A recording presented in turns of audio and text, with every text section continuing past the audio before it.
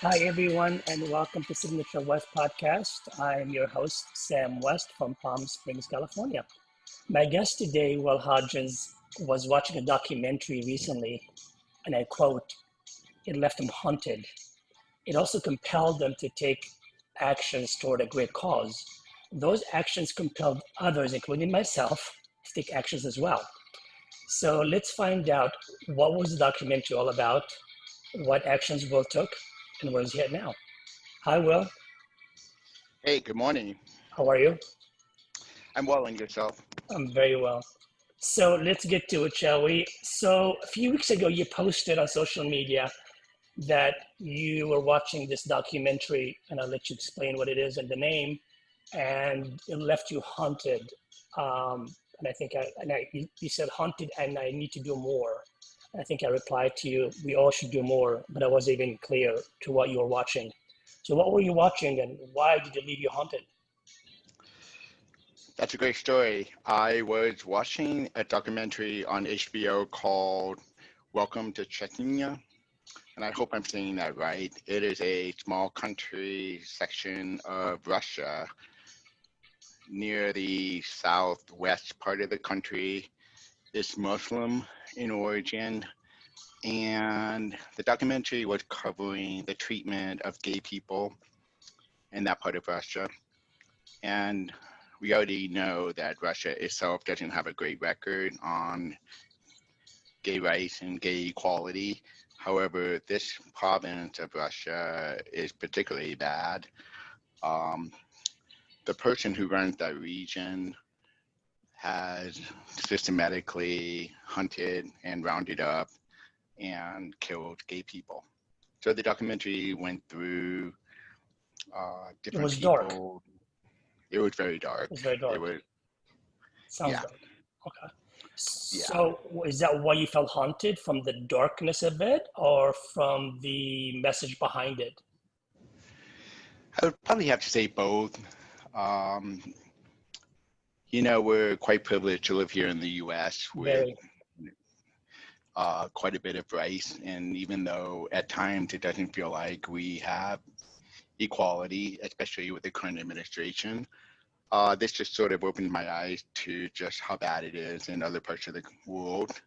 And, just day to day imagining what it might be like Right. to just be hunted just because of your orientation.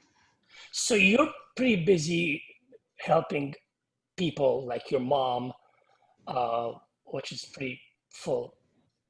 I want to say a full job, but it's a lot.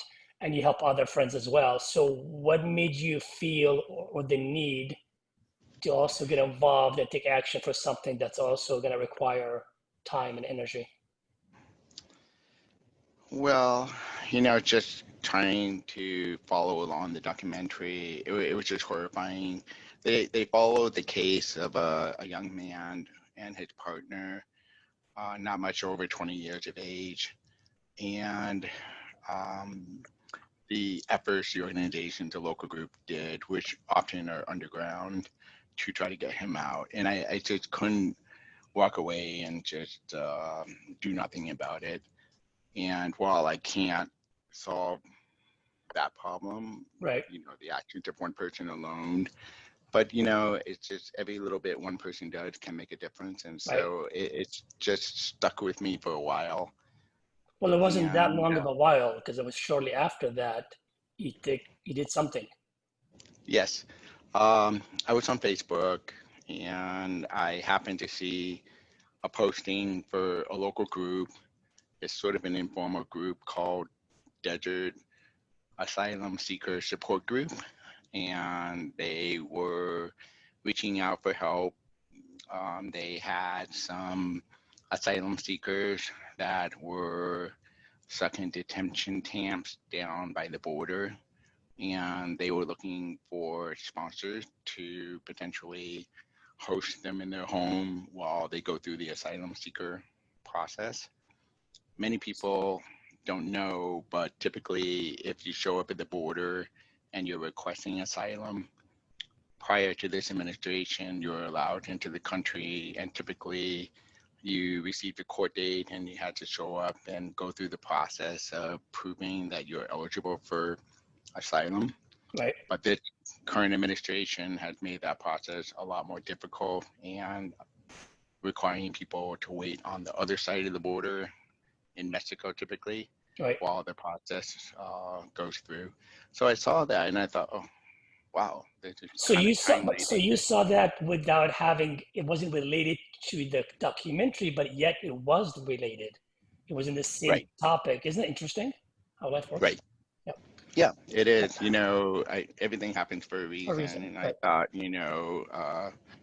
and it, of course, being closely related, it pulled me in. And Right. I reached out to the person behind the group and I just asked a little bit about the process. Right. I have a little extra room in my home. I have a guest room that I'm not really using all that often, especially with COVID.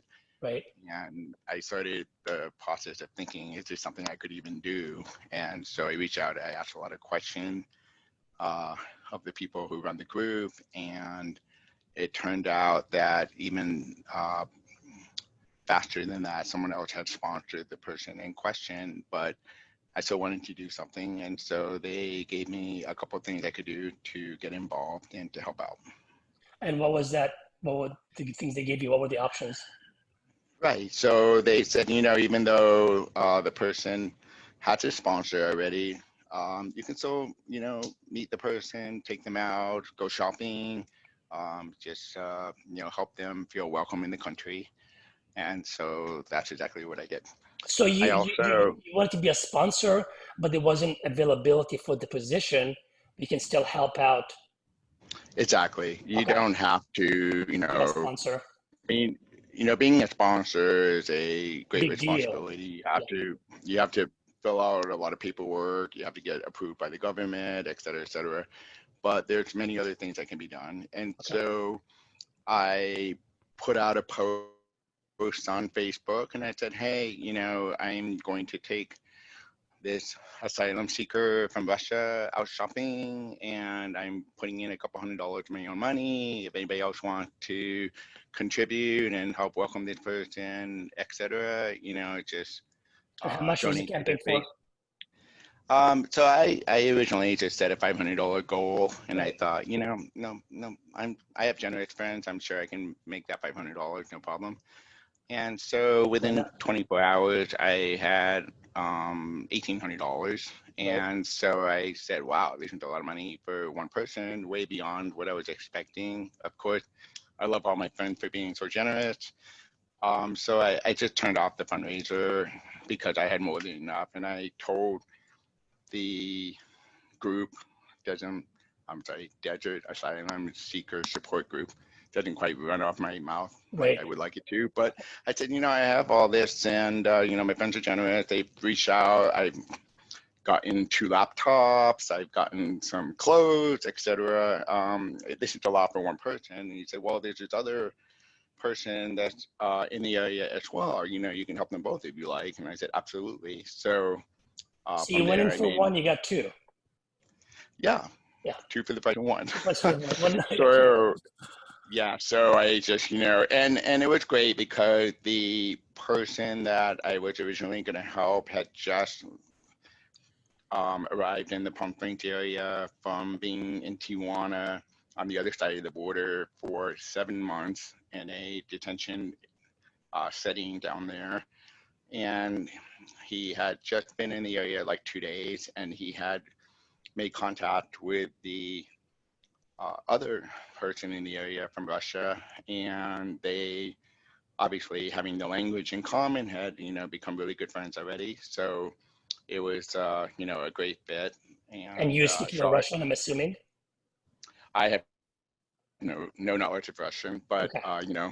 they one of them has been here for a couple months already and had a little bit of English under his belt. And strangely enough, the other one, being in Mexico for 7 months, had picked up quite a bit of Spanish. And since I know enough Spanish to get by, we were able to communicate with that. Right. But we also use the Translator app on the iPhone or the Android. And That worked out really well too. You just speak into it, it converts, it puts the text on the screen and it speaks it out to the other person, and you Right. just go back and forth that way. It's almost real time.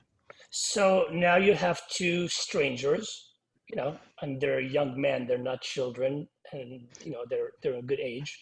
What was the day like trying to So, communicate and yeah, shop and all that good stuff? right. So one is in his early 20s and the other is in his late 30s. And so I picked them both up.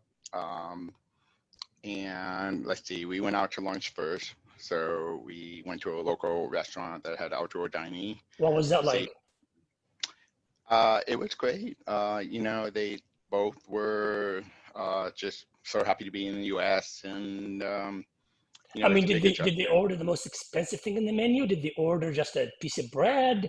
Were they shy? Were they starving? Right. No, they're not starving. Believe me, they are enjoying all our food here. They, probably mid-price item Right. on the menu. One got a big salad, and the other got, I think it was a burger and a milkshake. So they Uh, were very mindful. oh yeah, of course. And that even showed up more so when we went actually shopping for clothes. How? We went to Target. Yeah, so we went to Target, and I said, hey, my friends have been really generous, and they've donated for a shopping. I didn't use the word spree, but like a trip. Right. I said, if there's anything in here that speaks to you, if you need clothes, if you need headphones, if you need electronics, if you need books, whatever it is, don't worry about it. And it was a little bit like pulling teeth to get them to buy anything. So, they keep in mind they both left their home countries with probably no more than what you can fit into a large gym bag. Wow. And so, yeah, so, they both, and it's just a very different mindset, but they both felt like the 3 or 4 pairs of underwear they already had was more than enough. And it was kind of interesting. I had to really push, yes, you can get a little bit more than that. And so, you know, slowly we ended up with a couple items in the shopping cart. But it's just also that uh, the stores are very different here, and so it felt like it was probably a little bit overwhelming to just see everything that they could choose from. But it was fun. We had a lot of fun. Amazing. And how did the day end? So let's see. We went shopping. I took them back to my place and we ate outside, something for dinner, and I have a little side yard and we played the Italian game of bocce, where you're basically throwing balls and throwing more balls to try to reach the ball that you just threw. And so, all in all, I think we were together maybe 10 hours, and then I took them back to their respective sponsor homes at the end of the day. So how did it feel after the day was over for you? It was great. It's going to sound cliche, but to give is better than to receive. So Yeah. it was just really good. It wasn't a one-time thing. I've interacted with them several times since. Oh, you have? At the, oh yeah. So at the end of the day, let's see, I gave them both a prepaid MasterCard with a little bit of money on it, just so that they felt like they had some sort of, Cash. spending money on their own so they could spend quietly and with, privacy. Right. Um, and then um, since then, I've seen one of them twice and the other one once. And we've gone out to eat. We've just hung out a little bit. I hosted one of them for a long weekend so that the sponsors could have, it's a nice couple and they could have a little time to themselves. Right. So, it's not a one shot deal. Of course, they sometimes will stay in this area while their paperwork goes through. Sometimes they move around to, other areas as the process takes them. So, it's potentially there'll be some more visits with them. So it'll be great. Do you ever want to become a sponsor and go through the whole process of actually becoming a sponsor? I think I do because, first of all, it's, with COVID and et cetera, we're not really in a normal routine. Right, So I think I'm always open for doing something different. right, My mom was always very involved in community events and reaching out and helping others, even as we didn't have much ourselves. So, I think it's kind of ingrained into me to help others. right. I think I'm always open for new experience. And, the thing about being a sponsor is typically you're providing room and board and meals. Um, the medical and the other things are, handled by other groups. So it's really, there is some commitment there, and there's a little bit of a financial angle to it. But the most important thing is just being there and helping them and supporting them. They have court dates that they have to get to the court, and they have, obviously they have to stay out of trouble and all that stuff. So I'm but having on the the other hand, yes, I was just going to say, on the other hand, these are adults and, they are ultimately responsible for themselves. So it's not like you're babysitting, but you have to, you're the expert in the US and But you they have to, are in a foreign land. You have to admit they are adults, but they still kind of don't have the resources or the right, access right, to like you right. and I would. Yeah, so it's a little different, even though they're adults. Yes. Right. But you have to understand too that they're here for a reason. They want to live in this country, and obviously they're very motivated to do the right thing and to go Right, through the process and get right. through to the other end. I'm having the boys that run the Desert Asylum Seeker program in a few weeks on the show here. So we're going to hear more about the program and how the program runs and how it started. So I'm looking forward to that as well. How can the listeners help with your camp? Is the campaign still going? I'm sure, you know, money's always Right, in demand or right. donations. So how can people still help? And if they can, how? Sure. So I mentioned I closed down the fundraiser after a day because I had more than enough to help the two. I am collecting clothes, and the organizations on the other side of the border that are suddenly having to deal with the humanitarian angle of having all the asylum seekers waited out on that side of the border instead of coming through the US like they normally would. They could use money and they could use clothing and so forth. So I'm choosing to support them that way, collecting clothes. So I'm accepting donations that will be used for any other asylum seeker, or the extras that don't fit will go across the border to groups down there. So how There can is people reach a out to you directly, or do you have there's a campaign they can go to? How is this being done? yeah, so I have an email that people could email me, Okay. and it's at email address Will 90039 at gmail.com. Obviously, if you're in the Palm Springs area, I can coordinate, a pickup.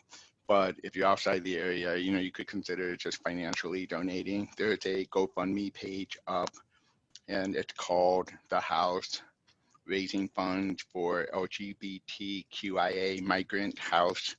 And this is up to try to rent permanently an apartment home in the area for asylum seekers. And So this there's two fundraiser. so there's two things that they can just let me be clear. There's they can contact you by email to donate either financial or items that you can help give to the seekers. And there's another way to help, which is another program that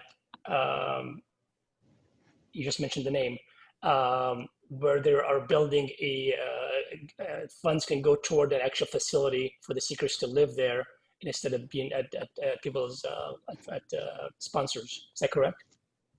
Almost. So the Yeah. email address I provided, will90039 at gmail.com, that's only to coordinate clothing pickups in the Palm Springs area. Right. I'm not taking any more financial donation. Those I'm directing directly to the GoFund page for the house, raising Got it. funds for LGBTQIA migrant house.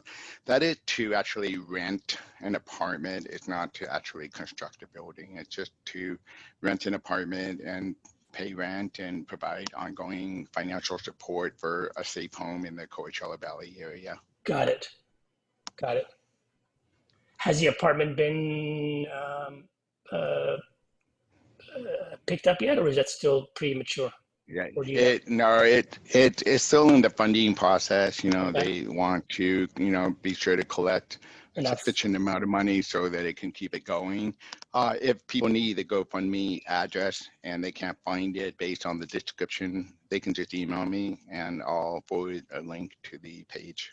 That's amazing. Love that. This is a great story. I'm glad I got to hear it. And now I'm gonna do the other show with the boys in 2 weeks, which is gonna be more of the background, how they started, and the mission and the work that they do. So we're gonna hear more about that a couple of weeks. So I think it's great. One last question I want to ask you, which I always ask everybody in the end. What did COVID teach you? What did COVID teach me? Mm-hmm. Not to take anything for granted. If you asked me a year ago if I thought this is what life would be like, I would have thought you were crazy, out of your mind. I'm still But crazy it out of my mind. also, yeah, I don't think, I don't think anybody saw this on the bingo card. But it's just, we're a resilient people, and just as we're dealing with this current administration, we're dealing with this pandemic as well, and we will get through it. It sort of teaches us, that we have to stop and check ourselves and recalibrate. And, sometimes you have to know bad to know good. So I Yep. think this is just causing the universe. I believe everything's intertwined, and, sometimes Mother Nature has to step in and slap us on the side of the head and just say, hey, Slap is hard, check yourself. hard. Yeah, it's just, I'm fortunate that no one in my immediate family has been sick, but I do know quite a few, and some unfortunately have passed away. So Right. it's been a sober reality check for many of us. Well, I thank you so much for this information. I thank you for your time. I hope the listeners learned something. I certainly have. I'm all up for good causes. So on that note, I thank you. And again, who's listening, if you enjoyed it, please subscribe. This is Sam West with Signature West Podcast from Palm Springs, California. Thank you again. My pleasure.